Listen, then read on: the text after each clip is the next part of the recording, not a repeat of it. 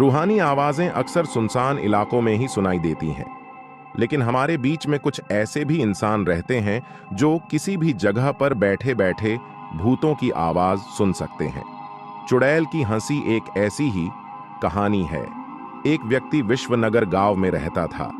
पेशे से तो वह बढ़ई था, लेकिन गांव में झाड़ फूंक का काम करने के लिए भी लोग उसे बुलाया करते थे। लोगों का कहना था कि बढ़ई को भूत बला की अच्छी जानकारी थी। एक बार बढ़ई फर्नीचर बनाने के लिए लकड़ी लेने जंगल निकल जाता है। जंगल में उसे एक सी एक कीमती लकड़ियां मिलती हैं। वह सभी को टुकड़ों में काट काट कर इकट्ठा करता जाता है। उसे ऐसा करते हुए शाम हो जाती है। बढ़ई सारी लकड़ियां अकेले नहीं ले जा सकता था, इसलिए वह लकड़ी के कुछ गट्ठरों को घने पेड़ों के बीच में छुपा देता है और एक गट्ठर उठाकर ले जाने लगता है। लेकिन तभी उसे किसी औरत के हंसने की आवाज सुनाई देती है। अचानक बढ़ई के सर से लकड़ी का गट्ठर गिर जाता है। बढ़ई पहले से भूतों के बारे में जानता था, इसलिए वह पल भर में समझ जाता है कि यह किसी भयानक चुड़ैल की हंसी है। लेकिन शाम होने की वजह से वह हावी हो सकती है, इसलिए अब भी यहां से निकलना ही ठीक होगा। और बढ़ई बिना लकड़ियों के जंगल के रास्ते दबे पांव निकलने लगता है। लेकिन चुड़ैल की हंसी बढ़ई के कानों में गूंजती रहती है। बढ़ई डरा हुआ सा अपने घर पहुंचता है। चुड़ैल की हंसी सुनाई न दे इसलिए बढ़ई अपने कानों को जोर से दबा रहा था, लेकिन चुड़ैल की हंसी उसके दिमाग में बस चुकी थी।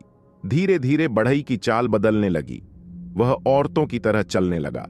चुड़ैल की हंसी के प्रभाव ने उसे औरत बनने पर मजबूर कर दिया और कुछ ही दिनों के अंदर वह पूरी तरह से अपने आप को औरत मानने लगा।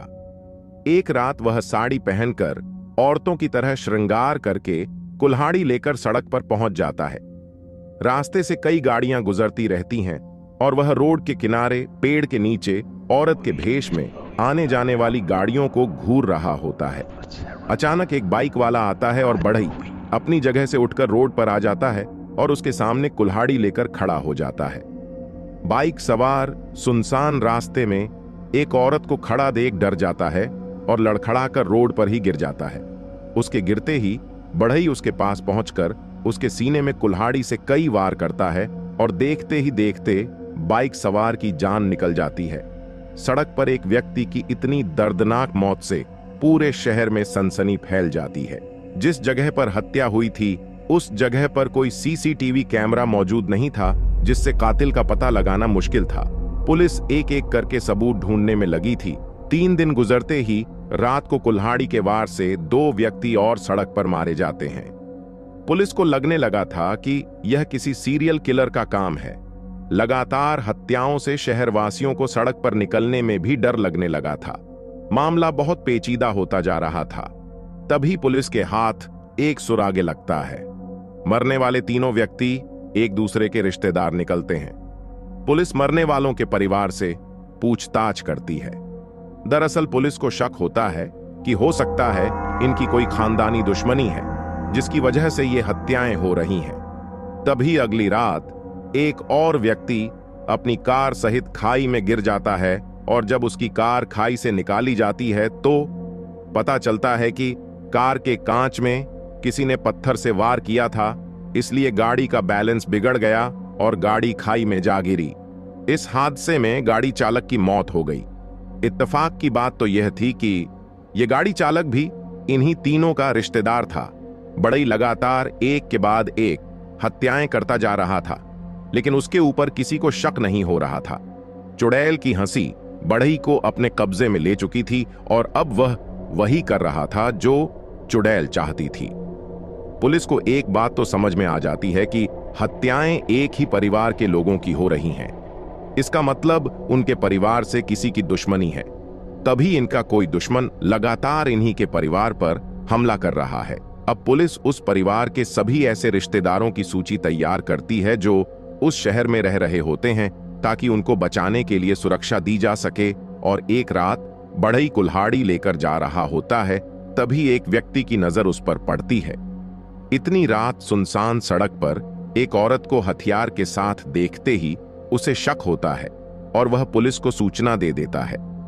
शहर में हत्यारे की तलाश चल रही होती है। और इसी बीच पुलिस को एक संदिग्ध औरत की सूचना मिलती है।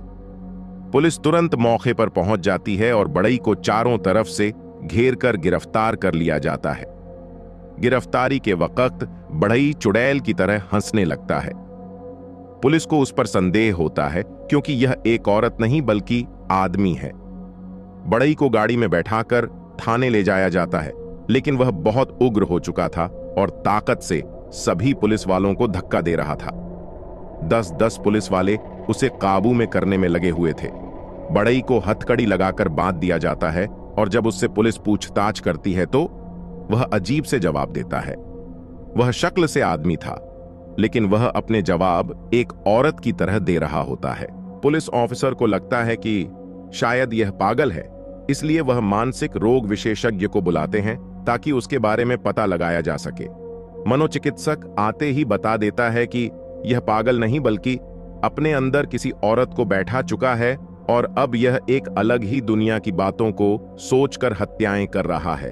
पुलिस को मनोचिकित्सक का उत्तर संतोषजनक नहीं लगता। अचानक एक हवलदार कहता है कि हमें भूत भगाने वाले ओझा को भी बुलाना चाहिए, शायद इसके अंदर कोई प्रेतात्मा आई हो। पुलिस ऑफिसर इन सब बातों पर यकीन नहीं करते, लेकिन केस को आगे बढ़ाने के लिए कुछ न कुछ तो करना ही था। श्मशान से एक ओझा को पुलिस की जीप में बैठाकर ले आया जाता है।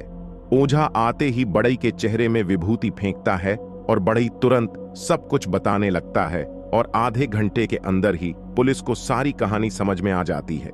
दरअसल 3 माह पहले एक बस बारात लेकर सड़क से जा रही थी और रास्ते में एक लड़की उसी बस से टकरा जाती है और वह घायल हो जाती है। तभी बस में बैठे बाराती उतरकर उसे अस्पताल पहुंचाने की वजह वहीं किनारे जंगल में ले जाकर एक गड्ढे में मरा हुआ समझकर जिंदा ही दफना देते हैं। और यह वही लड़की की आत्मा है जो बड़ई के अंदर आकर उन्हीं रिश्तेदारों को एक एक करके मार रही है जो उस बारात में शामिल थे। पुलिस को सारा मामला समझ में आ जाता है। पुलिस ओझा से कहती है कि आप अपनी प्रक्रिया पूरी करिए और उस प्रेतात्मा को बड़ई के शरीर से बाहर निकालिए। ओझा अपनी पूजा विधि के द्वारा चुड़ैल को काबू में कर लेता है। ओझा प्रेतात्मा को विश्वास दिलाता है कि उसके साथ न्याय होगा, वह लोगों की हत्या करना बंद कर दें और इसी दौरान बड़ई बेहोश हो जाता है और कुछ समय के बाद जब उसे होश आता है तो वह सामान्य बर्ताव करने लगता है। पुलिस उसी जंगल में जाकर उस लड़की की लाश का पता लगाती है और एक एक करके सभी रिश्तेदारों को हिरासत में लिया जाता है।